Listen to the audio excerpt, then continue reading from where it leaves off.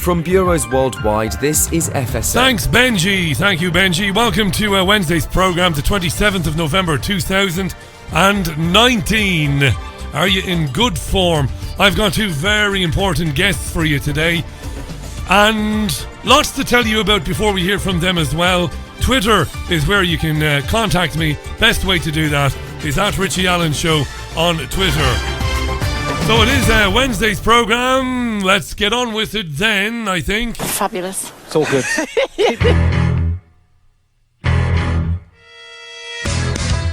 It's the Richie Allen Show. Broadcasting live on richieallen.co.uk and multiple platforms around the world. And now, here's your host, Richie Allen. Now, it's been about 2 years since I spoke with Samantha Hill. She's a great, great lady. A survivor of child sex abuse. She is the author of a book called An Oath to Hell. And in the last 6 months to a year, she's been vlogging, if we can still use that word. She's been uploading videos to YouTube and streaming on Twitter. And she's got a lot of very interesting things to say. Met Sam shortly before this program began, or shortly after, I should say, back in 2014. Really important woman. Welcome back to her to this program, this hour. Lots to talk about with Sam. And coming up in the second hour, well, it seems like the name Rothschild is all over the media today and yesterday. Is it anti-Semitic? Is it bigoted to talk about the Rothschilds and the family's influence on geopolitical events and finances? Well, we'll talk to Dean Henderson, of course, from the Ozarks in Missouri. Amazing guy. He's written volumes of articles, but also books on the big financial families of the last 5 or 6 centuries. Dean Henderson returns to the Richie Allen Show in the second hour. Yes, good stuff. Good to be with you as always. I've had a good old day. Nice to see Paul Ripley from Fab Radio this morning at Richie Allen Show Towers. I miss Paul. I love Paul. I don't see him very often. And he popped around this morning and brightened my day. So he did. Top man, Paul Ripley. Delicious bit of irony this morning. I'm a geek when it comes to radio, as I've been involved in radio for most of my working life. I love when things go wrong. Sometimes I love a bit of irony. The Minister for Digital and Broadband went on talk radio with Mike Graham this morning to talk about poor mobile phone signal. That minister's name is Matt Warman. So Matt Warman, Minister of Digital Broadband, went on to talk radio to talk about poor mobile phone signal. You can probably guess what happened next. How are you going to do that? How are you going to fix that? Well, so Now, you see, that's the kind of thing that happens in an election campaign. Yes. Is campaigning about mobile phone signals, and you lose your own mobile phone signal. We'll try and get that back, Matt. Thanks very much indeed. Matt Warman, Minister for Digital and Broadband. See, it's one of those, it's like the thick of it now, isn't it? We're now getting into the thick of it territory where a guy who's trying to tell me about getting an improved mobile signal loses his mobile signal. I think we've got you back. Matt, that was almost bound to happen, wasn't it? You're not in Dorset, are you? We're not. I should have set that up, shouldn't I? But sadly, I didn't. It was genuinely the mobile phone network's letting us down, and it happens all too often. Yes. Matt Warman on Talk Radio. Another rotten day for Jeremy Corbyn, who can't do right for doing wrong. His car crash appearance with Andrew Neil last night followed him around today, well, like a sneaky fart. You know when you've had a sneaky fart and it's smelly and you move somewhere else in the room and it follows you around, pointing at you, condemning you as the guilty one, as the guilty emission. Anyway, that's followed him around all day, Andrew Neil. He's got my sympathy, Corbyn here. Reporters popping up all over the place. Mr. Corbyn, will you apologise to the Jewish community? Miserable times for Jeremy.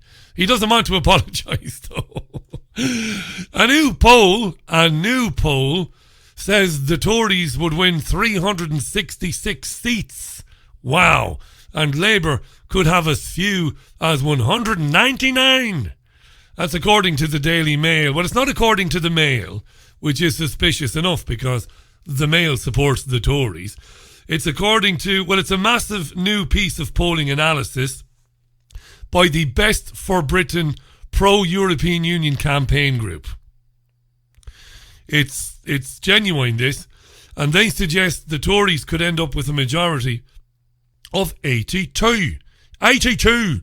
It also suggests Jeremy Corbyn could finish with 199 seats, which would be worse than Labour's disastrous result when Michael Foot was in Jeremy's position back in 1983. So he's had a rotten old day, Jeremy Corbyn. I bet you he'd murder a large Bacardi and Coke right now. If you're anywhere in the country listening to this and Jeremy Corbyn is at an event near you, go and get him a treble Bacardi and Coke and say, there you are, son. Don't worry about it. Tomorrow is a brighter day. Now, however, Corbyn did call a conference this morning for a major announcement on the NHS, but it wasn't to do with spending, no. Corbyn claimed that he had proof that the NHS was at risk under a post-Brexit trade deal with the United States. It was a big reveal. He was like Paul Daniels, and Barry Gardner was like Debbie McGee. That's what they were like. And they whipped out this big dossier, 451 pages of it, saying that initial talks had taken place, proving that the NHS, well, is for sale. Boris Johnson says the claims were nonsense and the NHS would not be part of any formal talks. We can hear from Jeremy first. These uncensored documents leave Boris Johnson's denials in absolute tatters. Voters need to ask themselves some very serious questions. Is the NHS safe in Boris Johnson's hands? We've now got evidence that under Boris Johnson, the NHS is on the table and will be up for sale. Now, evidence, he said. We'll find out in a minute if he does have any evidence. I think he's right in the long term, but did he have any evidence today? We will find out in a moment. Boris Johnson's response, Prime Minister. We are absolutely resolved that there will be no sale of the NHS. He's lying. No privatisation. The NHS is lying. Not on the table in any way. Not drug patents? In no way. The NHS is in no way on the table, in no aspect whatever. And this, as I say, is continually brought up by the Labour Party as a diversionary tactic from the difficulties they are encountering, particularly over the problem about leadership on anti-Semitism, and then the great vacuity about their policy on Brexit. I did not have sex with that woman. The Labour Party have been talking about the NHS being for sale to the United States big pharma companies for a long time. Well, Corbyn has, long before these anti-Semitism allegations became so vexing for him. Anyway, I think Corbyn is probably right in the long term. But did he have any evidence today to back up his claim? Here's Diana Magnay, Sky News reporter. She doesn't believe that Corbyn did have a smoking gun. Well, they don't prove that the NHS will be on the table in any future trade talks. It only proves that the NHS was discussed in previous preliminary trade talks. The situation now is different because Boris Johnson has a deal that he has struck with the EU, which will be his priority to negotiate should he become Prime Minister. And only if that falls through would a UK-US trade deal be on the table. And therefore it is difficult to judge what would be in those talks in that scenario. These documents, 451 pages of them, describe 6 rounds of trade talks between 2017 and early July this year. That was all before Boris Johnson became Prime Minister. And there is a lot of detail in these trade talks, and I think what is quite instructive is how little the NHS is discussed. As we would expect, the US negotiators make clear that their preferred scenario would be a no-deal Brexit. So they could have a clear slate to start drawing up new deals with the UK. But they do suggest that there would be, they acknowledge that there is sensitivity for the UK around the NHS. And there is certainly no smoking gun that suggests that UK ministers or that UK trade negotiators have in any way said yes to US demands on the NHS. The US does want to discuss drug pricing, patent issues, access to the UK health market, but there's no suggestion that UK negotiators say, sure, no problem, go right ahead. No suggestion yet, maybe, and that's where Corbyn fell a bit short today. No suggestion yet, but it's going to be there. So Jezza made a balls of it this morning, I think. Like I said, he's not having a good day. But in the long term, or in the medium term even, I think Jeremy Corbyn is absolutely spot on. Anywho, that was Diana Magnay from Sky. I was just wondering today, as I was driving to the studio, I don't have to drive to the studio. I was wondering today, as I was walking around the park, I was wondering, are you sick and tired of being told you are awful, you are horrible, you are racist, you are bigoted? Because I know I've said this before on the live stream in the mornings, the YouTube nonsense, but it seems like every time you turn on the telly or the radio, somebody there is telling you that you are racist, or that society is racist, which of course you are part of, but not just racist. Homophobic, bigoted, intolerant, anti-Semitic, dreadful. You're being told it all the time, but isn't all the evidence to the contrary? Ironically, isn't it? If you look around society, of course, is a big word. Well, it's a little word, but it's a big thing, made up of lots of parts, interconnected. But every part you look at, you don't see examples of exclusivity at all, do you? You see a lot of inclusivity. But yet you're told all the time how bad you are. You know, how bad we are. Politicians used to, one time, as the filmmaker Adam Curtis once said, they used to seek election by promising better, brighter futures. A better world, more jobs, more happiness, more money, more freedom. That's what politicians used to talk about. They promised dreams, utopia, if they got in. But then they started promising to protect us from nightmares, didn't they? Brilliantly analysed by Adam Curtis in the Power of Nightmares trilogy. It all got very dystopian. They started telling us they'd protect us from Russian menacing, communism, the red tide from the east. Then they blew up the World Trade Center and they told us we'd be protected from radical Islam and jihadi daddies. That's all still there, but now they're promising to protect us from ourselves, aren't they? To protect us from our intolerance. But where is this fucking intolerance? Where is it? Most of it is mystical, right? It is. Islamophobia, anti-Semitism, racism against blacks, homophobia, it's everywhere. But it fucking isn't. All the evidence is to the contrary. Gays are everywhere. They are. And nobody cares. Blacks and Asians, people of colour are everywhere. Nobody cares. You know?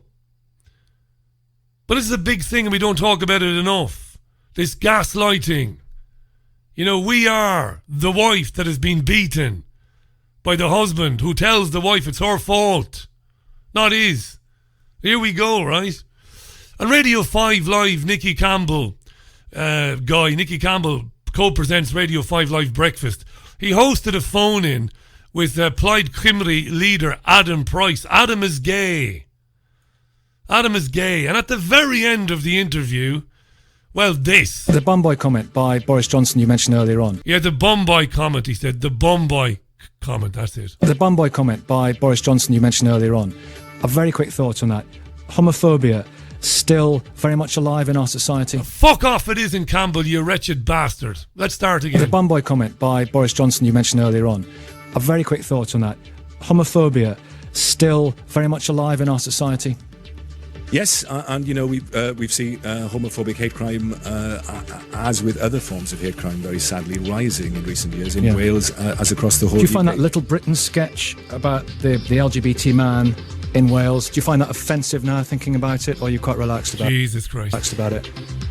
No, I think it spoke to a certain kind of experience. Really? You, back in the day, probably I felt I was the only gay in the village. I found out subsequently that certainly wasn't true. Thank you. Thank you very much for doing that this morning. Yeah, brilliant. If you could transform irony into a shovel and smacked Nicky Campbell across his ignorant fucking face with it, he still wouldn't recognise irony.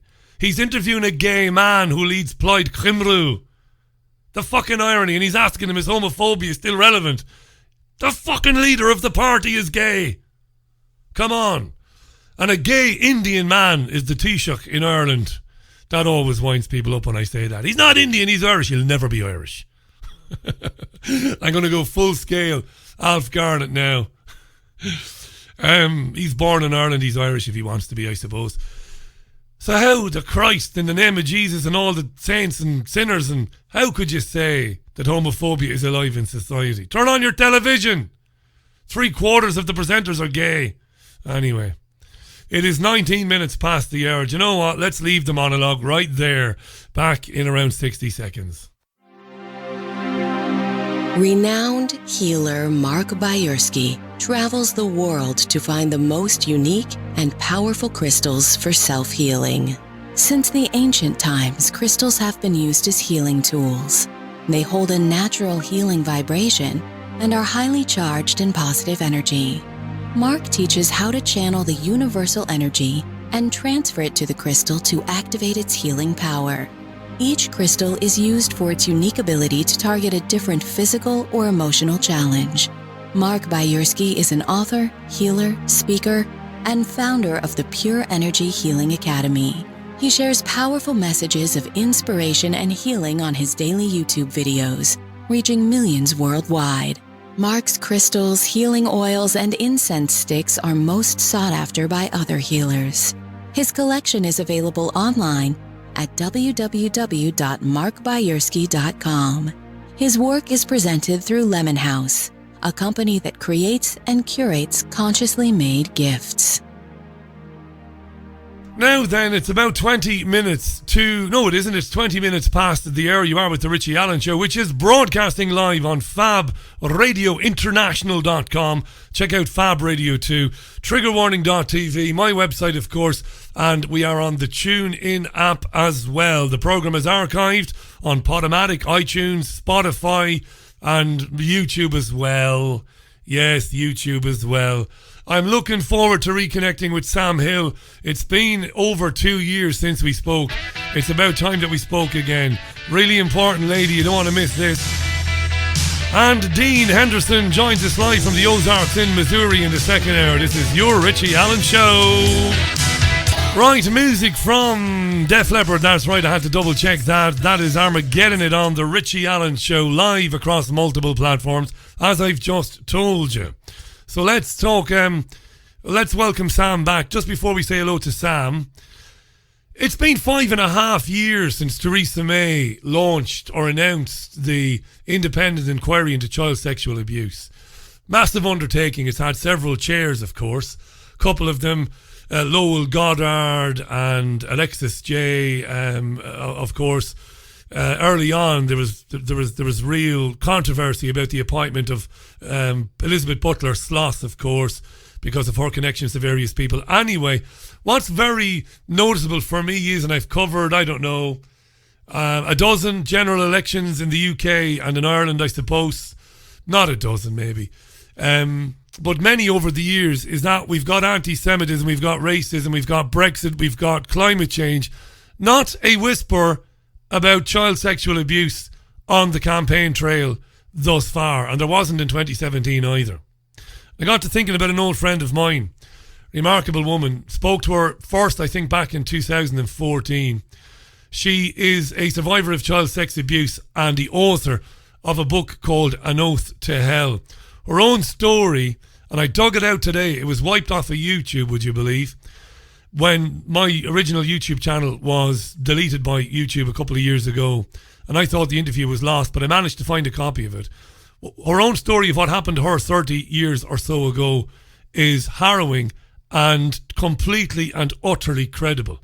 I believe her wholeheartedly. I've looked into information she gave me, the things she told me. She was abused by a doctor who lived on her street and was known to her family. And like a lot of people who were abused, they felt that they were in a relationship with their abuser. She was a young girl, impressionable, very young girl. And eventually the abuser's wife found out about it and tried to kill Sam, whom we'll speak with in a minute. And to cut a long story, and I don't want to do this, we can get into this with Sam, or we can get into it another time. I will put a link to the interview that I first did with her. They basically had her committed to a psychiatric hospital. And this is incredible. And she's got all the evidence of that and gave it to the police. They were able to try to cover it up. This doctor and his wife were able to get her committed to a psychiatric hospital where she was tortured using electroconvulsive therapy. And when she gave the evidence of this happening to the police in this country, they basically discontinued the investigation and left it there. An Oath to Hell is the book. You can find it online. Massive welcome back to an old friend of ours, Samantha Hill. Sam, how you doing? Welcome back. Hi, Richie. I'm good, thank you. Things are good. Lots been happening in the world since we last talked, though. A lot of very strange stuff, really, and a lot of strange stuff. Pretty nasty stuff. Yeah, and I mentioned, and as you say, yeah, the whole focus of it all is going in the wrong places, isn't it? With different groups, and everyone's turning away from the CSA inquiry and what their findings are. They certainly are. I mentioned at the top of the show, which you might not have heard, that I've been following your live streams on YouTube and the ones you stream to Twitter, which I think you've been doing for about a year now, or thereabouts, maybe a little bit longer. And they're very well put together. I've got some going back about 7 years. Yeah. You've got some going back years, but the frequency of your uploads now has increased. And I'm going to put links. Yes. Yeah, and I'll put links out to where people can find those. Let me ask you first and foremost, what did you think when you saw Prince Andrew give that interview to BBC Two and Emily Maitlis a couple of weeks ago? Yeah. It was unnerving because I've come across that kind of elitism before, and totally above things, as I've put in my book, An Oath to Hell is how they are, and the way they conduct themselves is sort of, they bring people in, and the people around them reinforce their sense of being above everything. So it's quite shocking to ordinary people to see how out of touch they are. He went to Pizza Hut, didn't he? And that was the way he was saying that, this is something very unusual for me, as if it would detract from, the fact that he was supposed to be with the girl in America. So yeah, it's very strange, different world that they live in. Different world, and we don't know. Whatever I might think about the royal family, and I've got a pretty poor opinion of him. I know you do as well, but we don't know what he is or isn't guilty of. And like anybody else, he deserves a chance to prove his innocence. But of course, he must be questioned. That being said, though, the point you just made is a very important one. There is a callousness there. When we hear about people being abused, we're shocked and we're saddened and we're miserable. When I first spoke with you, I'm not trying to score points at anybody, but it took me a couple of days to get over listening to that and to get myself right, because, and it didn't happen to me. But with him, there was no sympathy for the people that were victims of Epstein whatsoever. It never occurred to him to say, oh, look, that's a terrible thing if it was going on. There's a kind of indifference to it, as if they don't really care. No, there's a psychopathic sort of trait, isn't there, amongst people who've got that kind of power, and it's encouraged by everybody around and exploited. And it's the abusers and pushers of child abuse, they lynch onto people with power like that. You can't say he went out and sought it necessarily. He was probably picked on in some ways by Epstein and taken in, because they're the perfect tool, aren't they, when they've got that kind of power. And of course, there was also Jimmy Savile was supposedly marriage counselling, unbelievably, Fergie and Diana in that close circle. So it's not just them. And also, if you go back, one of the reasons I picked up on the royals, I'm not really anti-royalist, but until I've really sort of put it under the microscope, is because it's the same hospital chain that I was taken to cover up my abuse, was also where Diana took the tape of George Smith when he was talking about him finding Charles in bed with somebody accused of rape in the palace, Charles's friend. Okay, and this tape was all to do with the Burrell trial. The Queen suddenly remembered, halted the trial, that she'd allowed Burrell to have the tape. And the tape was actually never found. It was among the possessions that were missing. And you see, George Smith died young. He was paranoid. He was, talking about them trying to kill him. He died aged 44. He was an alcoholic. They wrote it off on that. They also wrote off his being committed to the private hospital, paid for by Charles, because he was a Falklands veteran. And he was going a bit nuts. So this is the way they operate. And I have, no doubts that there's a lot under the surface with the royal family. Your story is one of the most unsettling and strange that I've heard in my career as a broadcaster. Just to reiterate, Sam was abused by a doctor who was part of a paedophile ring, and he was connected to some very influential people. And Sam, like I said, like a lot of people in her position, felt that she was in love with her abuser. But when the wife found out, and when it got very serious and he was in serious jeopardy, he was able to get Sam into a psychiatric institution where she was given ECT, told basically to forget what had happened to her. This is the connections this guy had. And I wanted to ask you, Sam, because it's been a couple of years now since you heard from the police that they weren't taking it further, even though you gave them I can't imagine what that feels like when you give people strong evidence that something very bad happened to you. How do you feel about that now, a couple of years later? Well, I can just look around and see so many of the things that we believed in, in the 70s and 80s crumbling away. So I don't sadly feel quite so alone. I mean, I know I was on the sort of sharper end of things with what happened to me. But unfortunately, when you look at our leaders and the authorities, we've got Boris going about how the money was spaffed up a wall. I've learned some astonishing words from Boris, but he's a typical Etonian, like my abuser was an Etonian. And, he goes on about onanism, which is another word I've learned, to do with Jeremy Corbyn. Yeah. And they're just so crude and so unfit for office. And this is why I like the word noblesse oblige. In the old-fashioned sense, you'd get people with authority with some degree of care and concern for their, people underneath them. But what we now have is identity groups pushing for prominence, taking over every position of dominance, and trying to deny other people's right to have identity or a sense of entitlement. So it's a real battle zone out there, something like that we've never really seen before. So I don't feel quite so alone in my suffering, and I've put my mind to get over a lot of these things into just knowledge, trying to expand my knowledge, and it's taken my mind away from myself in doing so. So I'm writing books about it, as you can see, making videos. So that's my way of going forward. And they're very good. You can follow Sam on Twitter, by the way. She's at SamHill1212, at SamHill1212, and I do recommend you read An Oath to Hell. I really do. I got a copy of it about 5 or so years ago before we first spoke. It's a very important read. It's the kind of book I wish everybody would get a hold of. Thanks for coming back on the programme, Sam. Did you have some hope when Jeremy Corbyn became the leader of the Labour Party? And if you did, what do you think now about, because a number of victims said to me in the past that they'd tried to get in touch with him because of his support for struggles like the Palestinians and other causes. What do you think of him? I just think, I have a great deal of sympathy for both, persecution of any group of people. But I mean, to be honest with you, the way we've been neglected, my particular group, it just almost seems, very very wrong. So if there's nobody out there prepared to support that kind of thing, why are they importing troubles from other places in the world as to take prominence in British politics? I mean, it's just wrong. I mean, since when do we have celebrities like Rachel Riley telling us how to vote? I mean, since when? I mean, on either side, and since when? Then we have various people defending from a Labour's point of view, telling their target group how to vote. I mean, this isn't what it's supposed to be about, is it? It's very much like when Hillary said, vote for me, I'm a female.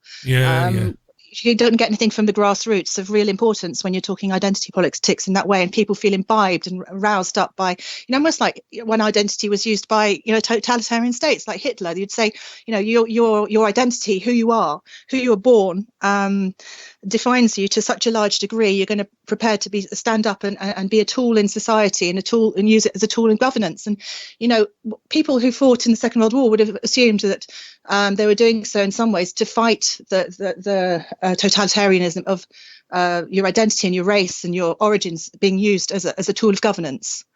And yet we have this again, people being sort of imbibed by a sense of who they are. And then on the other side, Corbyn saying that we're going to be teaching British children about the crimes of empire. So let's very come back odd times, really. Very odd. Let's come back to that in a few minutes' time, because you've got a book about PC, but you call PC Perversity Culture, and I want to talk about that because I'm fascinated by that. I really am. It's a really big thing.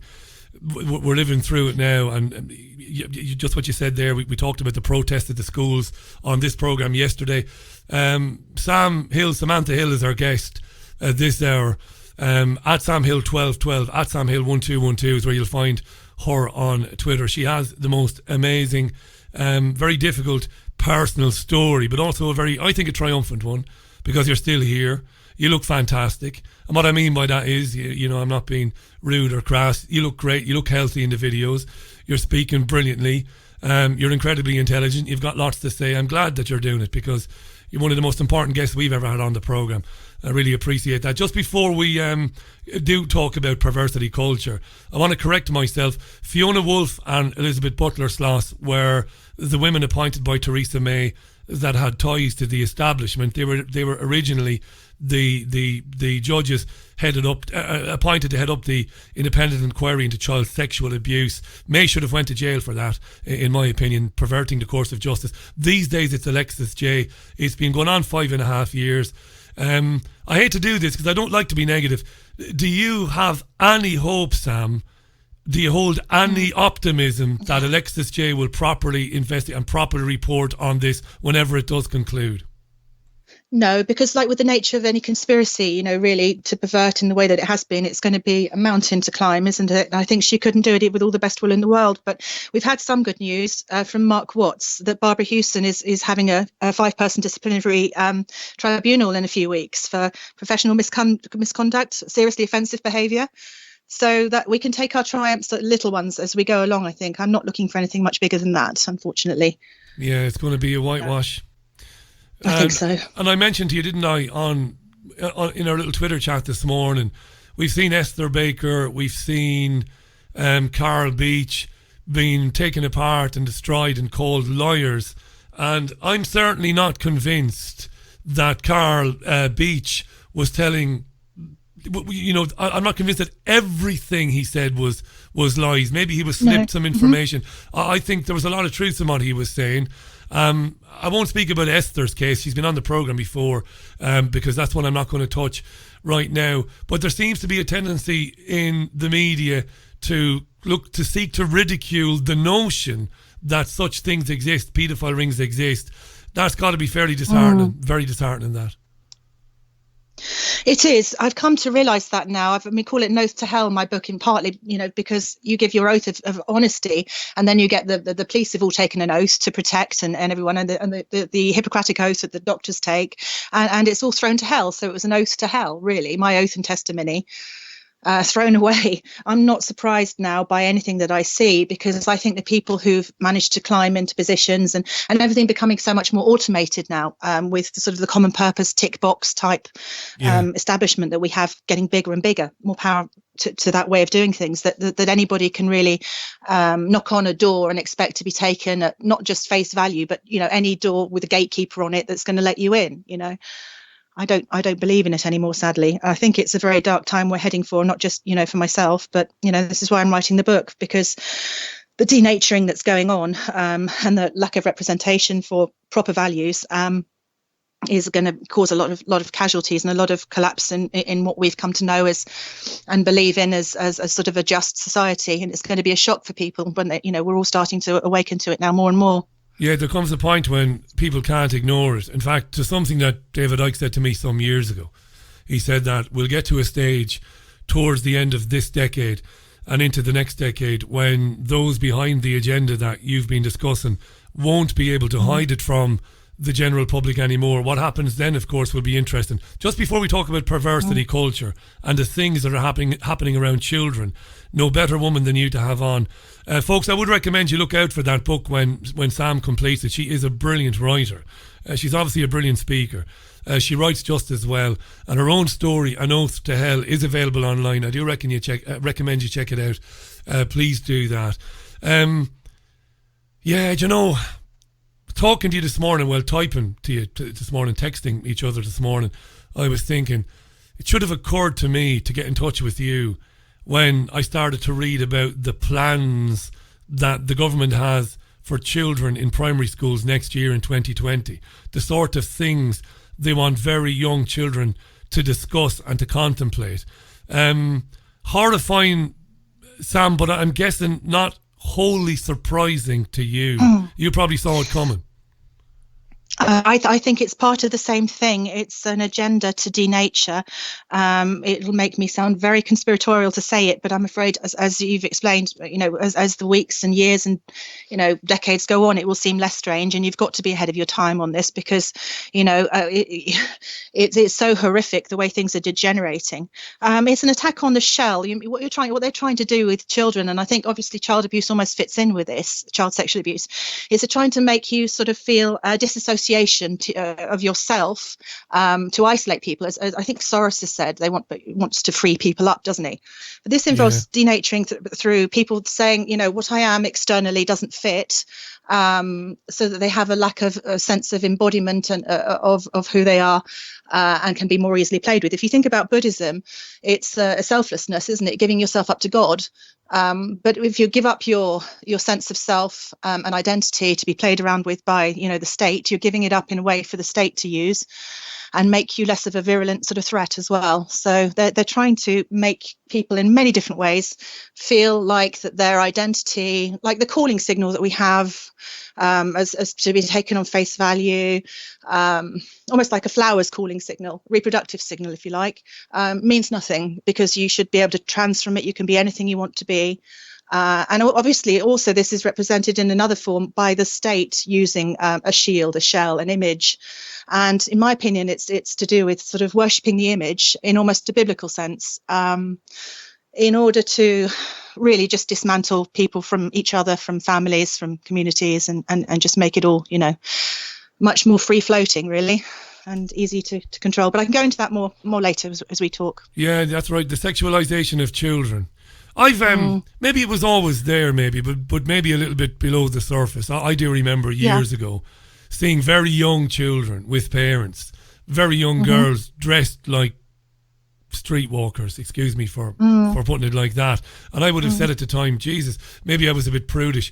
I would have said, I can't believe they're taking the girl out like that. She's very young and she's got a microskirt on and knee-high boots and all that. But what we're seeing now with notions that we should be talking to children about self-touching and stuff like that. I find that it's wrong. It's wrong. I find it now. The reason I'm going to use the word abomination is it's not to start you off, but you, as far as I understand, you think that it is linked to some, some sort of. End time prophecy. Yes, kind of like conclusion. Yeah, that we're getting somewhere very quickly, and it might be the end of things, at least as we know them. And you think these abominations are signs that we might be getting there? Absolutely. I've explained that terribly. Yes, you go ahead. do. You take over. Go ahead.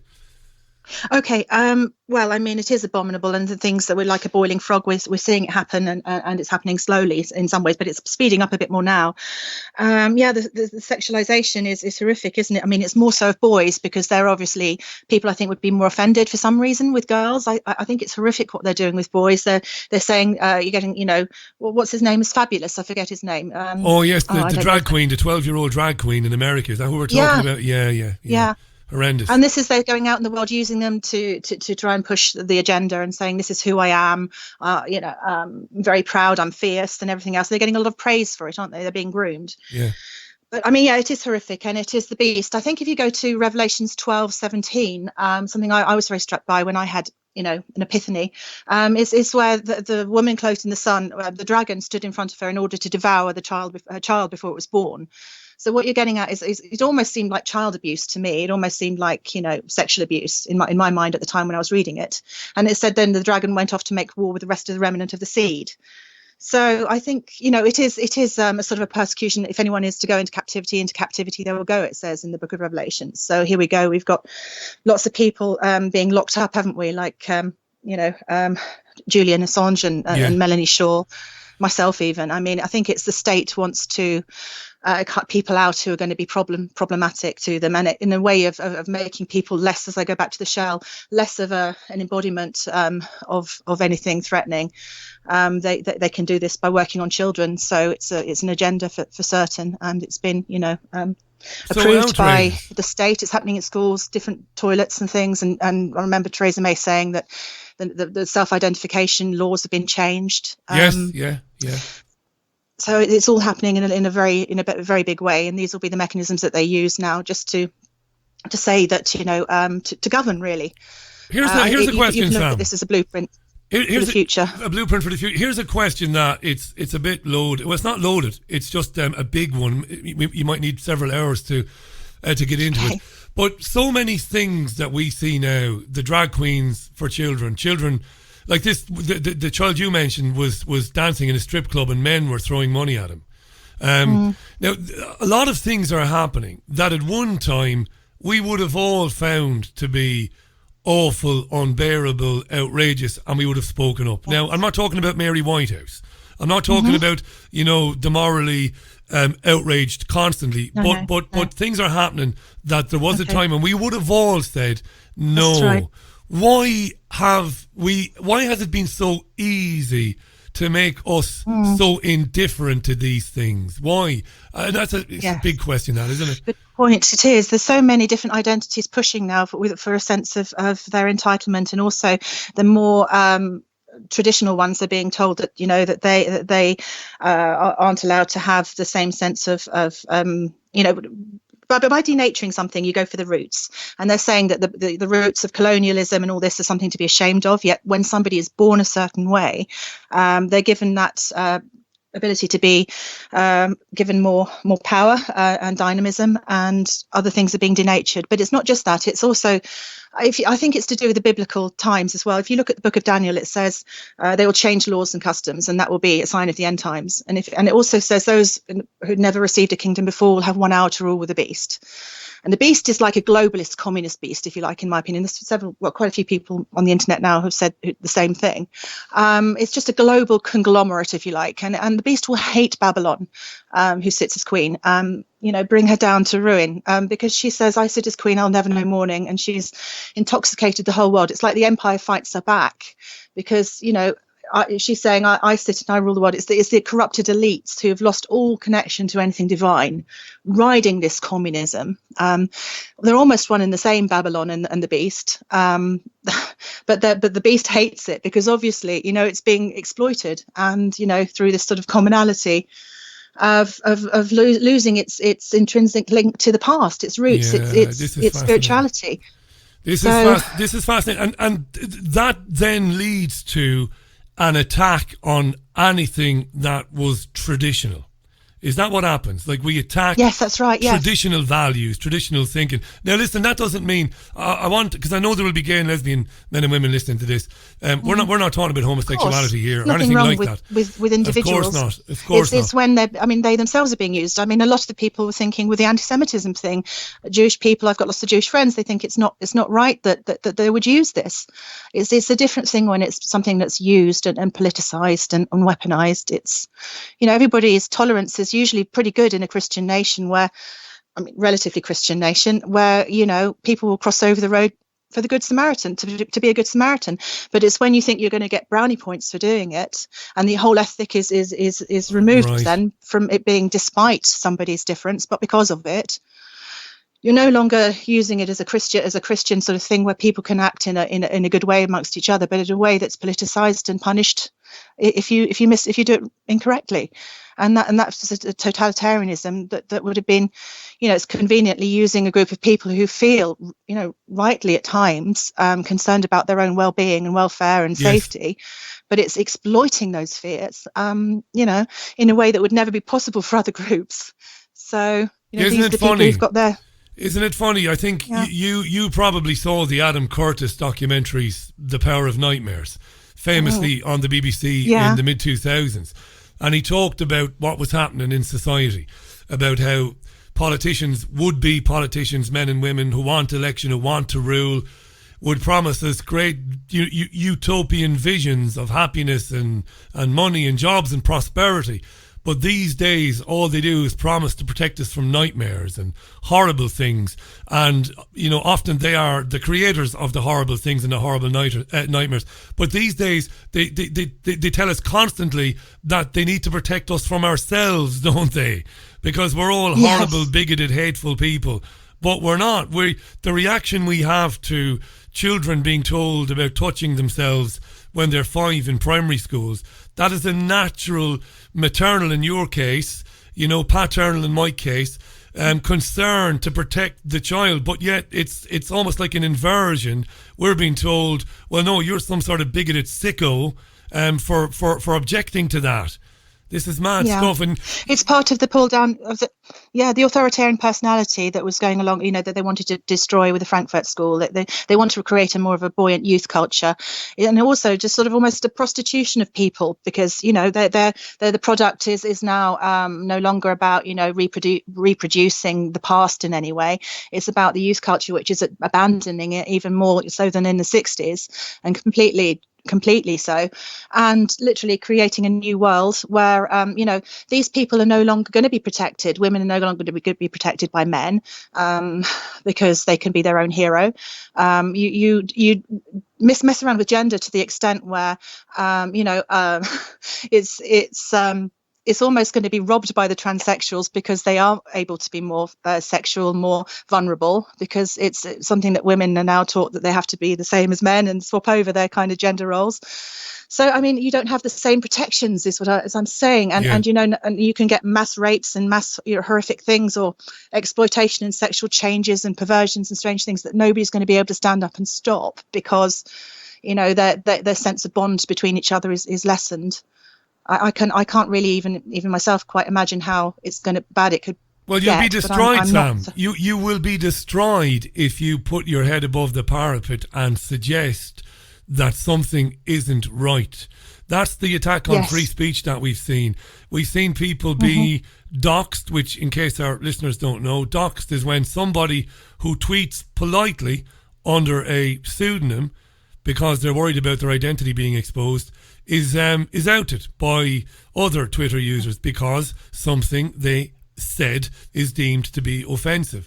So we're seeing that. We're seeing people losing their jobs because they say things like, well, hang on a second, the man who thinks that he is a woman should not be allowed anywhere near a refuge for women who have been raped. Jesus Christ, excuse my language, Sam. That's common sense. That's a value, but you can't claim that to be a value now. That's offensive and it's bigoted. So what are people going to do? I think it's all being reversed horrifically, and it's taking such a very strange turn, and I'm at a loss to know exactly where it's going to be next. But I'm watching it carefully, and I want to be among the first people who can predict it and be aware of it, because I am prepared for it probably a little bit more than some people. So yes, it's pretty horrific though, as you say, and you have to be very careful what you say. But then on the other hand, we should rebel against that even more, because they can't lock us all up and restrict us all. So we shouldn't allow them to. We should be more vocal. You've got unbelievable courage. Let me remind our listeners, Sam Hill is our guest. We've got Sam for another 10-15 minutes, then it's flying by. Sam was abused at VIP parties by a doctor who lived on her street, who was connected to some very powerful people. Sam was very young, and as she got a bit older, she felt she had a relationship with this man. His wife found out and went ballistic and blamed Sam, and his wife and the doctor himself conspired to have Sam taken to a psychiatric hospital where she was given electroconvulsive therapy. This is true now, every word of it, and was told to forget what had happened to her and threatened. Some years later, Sam wrote a book about, the story is in the book An Oath to Hell, which you can get online, which I recommend you do read. Gave information about these people, information that was irrefutable about the hospital that she was kept prisoner in, by the way. And a couple of years back, the police came back to Sam and said, I think it was the last time we spoke, and said, we're sorry, we can't take it any further. This is true. This is what's going on in our society. I'm fascinated by your interest in the divine and in religion, because it never came out before in our conversation, Sam, and it's all new to me. I'm somebody who, this is an area of research that I've not really, I've avoided for years, because I'm a bit of a non-believer. I don't know what I am, but I've been a non-believer. But you do believe that there is a battle between good and evil going on. It is genuine. Yes, I do. It was one of the ways that they used to try and discredit me, and I've been quite reluctant to talk about. I do it kind of carefully. Maybe it's why we didn't focus on it before. I was very much more interested in just talking about the nuts and bolts of what happened, and But my way of dealing with this and understanding it has been a long journey, and I do believe 100% that this is a battle of real significant, apocalyptic type significance, to be honest with you, in the spiritual sense of what we're seeing manifesting with real evil. This beast of a thing, covered in all these horrific kind of names, if you like, this horrific kind of things that you just would find unspeakable in only a couple of decades ago, really almost unthinkable. So yeah, we do have to be very, very careful and keep a watch on where we find, because actually what they say is in the end times there'll be false prophets, don't they? And they'll say that the church itself will be corrupted, which you could actually say is quite true with the way they're embracing sort of modernity and trendy ideas that are more fashionable and not talking about anything real about evil, to even getting involved in politics. I mean, the head of the Church of England is telling us which party to vote for now. Supporting so it's all very, very strange, and he was on BBC Radio 5 Live today with Emma Barnett, and you're right, just to endorse what you said, because I could argue with you, but there's no point, because he was the Archbishop of Canterbury, Justin Welby, was on at the BBC today, and he did endorse what the Chief Rabbi said about the Labour Party. Ergo, he is de facto, he's basically saying, don't vote for the Labour Party. You're absolutely spot on in saying that. Eric Gajewski is a traditional Catholic, very interesting fella. He's got his critics. Some of his critics think he's barking mad. I don't think he's barking mad. I don't think he's barking mad at all. I like him. I like having him on the programme. Like yourself, Eric believes that we're seeing evidence of this agenda and this battle, this climactic battle in the Catholic Church, with the behaviour of the current Pope in the Catholic Church as well. Yes, I think so too. He's talking about things that some of the divine things that are just held as normal, that he's denying are true, weren't they? Some very significant things. It's just, I think it was to do with miracles or something that he was actually denying, wasn't it? Something along those lines. We must, you and I must get together on this show in. We're not finished yet, by the way, today, but we must get together in the very early new year and do a little bit more of it, do an hour absolutely on this, right? Because I'm fascinated by this, and I know nothing if you talk about Babylon's payback, that's one good place to look, because the empire being paid back that ruled over the earth is quite clearly, in my opinion, we are connected to Babylon. Gog and Magog was the war to do with Bush, and well spoken about with Chirac, and that's in the Bible, Book of Revelations as well. No more the sound of bride and groom. Pay her back double for what she's done. So I mean, it's almost like Brexit. It says come out of her, when it says, he talks about coming out of this sinful, dreadful sort of corrupt city. Come out of her, and it's almost connected to, in my opinion, to coming out of with Brexit. But you see, with that again, we can't do it, because I don't really have any faith that we'll even be able to do it properly. Not a chance. You're right. Not a chance. Not going to happen. For definite, not going to happen. Undoubtedly. And can I ask you this?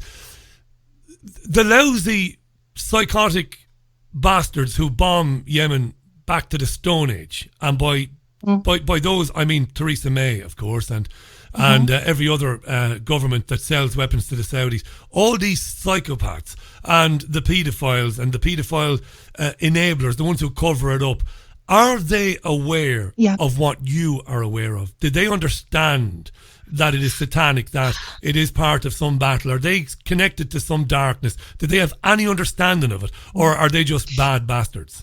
Excuse my French. Well, you see, yes. No, I mean, Magog was Bush's Skull and Bones name, and there are some very dark, symbolic things that they are well aware of. They want to enact. I was hearing years ago that the Bush didn't believe in global warming because it was to do with the end times, and the evangelists were all trying to push for Israel's supremacy because of the end times. And in a way, I see that it's going to be a callback, like Chirac, Netanyahu did after Charlie Hebdo incident. He called back people, his people from France, because it's not a safe place to live. Saying come back if you've got the right to citizenship, come to Israel. I see that happening more and more with what we're generating, and I think that's part of the bigger plan. It's part of a bigger plan. Sam, we're just about to run out of time today. I know there are plenty more things you could have said today. I'm well aware of that. So here's the invitation. I'm sorry that you've not been back in 2 years. There's no earthly reason why you haven't been, because we're in touch on social media. I think the live streams that you do on YouTube and the ones you do on Twitter are brilliant. You've got a real journalistic head on you, because you make them short and sweet, but dynamic and grabbing. You know, you've got a very savvy approach to how long you can hold people's attention on some of the stuff. I think it's brilliant. So I recommend people check it out.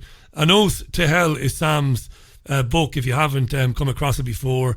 By the way, I don't know if you heard at the beginning, I dug out that interview we done a few years ago where you told me the entire story, by the way. I've got it, so if you want, I'll send you the MP3 of it, and you can put it on your own YouTube channel. Yes, that would be great. I was looking for it. Thank you. I know. I'm Sam Hill 1970 on YouTube. If people want to take a look, lots of interesting stuff they won't see anywhere else. No, they won't. And get watching it now before it's deleted. Sam Hill 1970. Great to connect with you again, Sam. Thanks for coming on today. A lot of food for thought there. Do it again in January. Let's do it in January, right? Yes, sounds good. All right then. Bye. Can't wait. Bye for now. Sam Hill, live on the Richie Allen radio show today, Wednesday, the 27th of November 2019. Fascinated. And a lot of my listeners have a lot of sympathy with the end times theory, the battle between good and evil, the divine being destroyed, in the way she described it. And I've a lot of interest in it, it must be said as well. Although I've not been interested in matters religion or religious for a long time. But hold your horses, don't shout at me. I know some of you will say it's not about religion, Richie. Fair enough. But these are things I've not kind of delved into, but I'm hugely interested in. It's coming up for 90 seconds, 2 minutes it is past 6 o'clock. I suppose we better take the headlines. Dean Henderson joins the Richie Allen Show live from the Ozarks in Missouri. It's been a few months since Dean was on the programme. Can't wait for that. He joins me in a few minutes' time. Lots of comments on what Sam was telling me on Twitter. If you'd like to engage with those comments, you need only go to twitter.com, where it says search Twitter, put Richie Allen Show, all one word. That's Richie Allen Show, all one word. If you press enter, you can see every single tweet that is sent to me by our listeners and our friends. All right, so do that. In the meantime, then, before we go any further, let's check in with FSN, find out what the headlines are. I don't know, you see, something could have happened. Something major might have happened, I don't know. I doubt it, but we'll check in anyway. It might be Benji. Is it Benji? From Feature Story News in London, I'm Benji Hire. Police in Hong Kong say they're prepared to use a court order to enter the besieged Polytechnic University, which has played host to a standoff between protesters and officers for almost a fortnight. The US birth rate has fallen for a fourth year running, hitting its lowest level in more than 30 years. And the Indian Space Organisation has successfully launched its 1.5-ton Earth mapping satellite into orbit. Thanks very much, Benji. Really appreciate that. This is the Richie Allen Show. It is broadcasting right now, live, of course, on FabRadioInternational.com. Choose Fab Radio 2 in the future if you want. Trigger warning as well. Triggerwarning.tv, my website. The program is archived, iTunes, Spotify. You know where to find the program. I'm going to take a tune now. What have we got lined up? I don't know what we have lined up. I chose a couple of tunes at random earlier on. I didn't even look, but I think we've got some Rod Stewart. Yeah, we got some Rod Stewart. There you are. I might have played this a couple of weeks ago. My apologies. There you are. Dean Henderson live on the Richie Allen Show in a couple of minutes' time. Don't miss him.